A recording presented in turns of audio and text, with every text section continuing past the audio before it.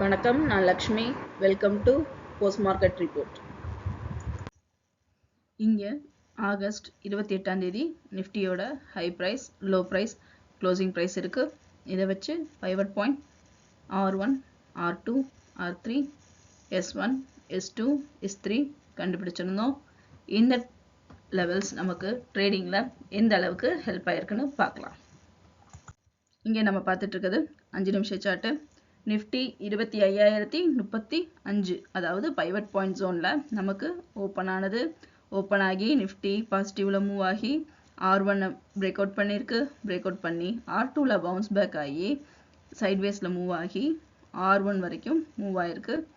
R1 ஜோனை break out பண்ணாமல் திரும்பவும் bounce back ஆகி நிஃப்டி R2வை பிரேக் அவுட் பண்ணி R3 வரைக்கும் மூவ் ஆகி இந்த இடத்துல நமக்கு பவுன்ஸ் பேக் ஆயிருக்கு. பவுன்ஸ் பேக் ஆகி R1 வரைக்கும் பிரேக் ஆகி பைவட் பாயிண்டில் திரும்பவும் நிஃப்டி பவுன்ஸ் பேக் ஆகி R1 வரைக்கும் போயிருக்கு.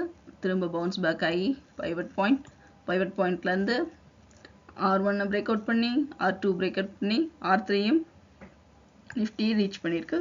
திரும்ப பவுன்ஸ் பேக் ஆகி நமக்கு R2 டச் பண்ணிட்டு R3 நோக்கி மூவ் ஆயிருக்கு. 25,151ல் நிஃப்டி க்ளோஸ் ஆனது. இங்கே நம்ம பார்த்துட்டு இருக்கிறது 1 ஹவர் சார்ட்டு.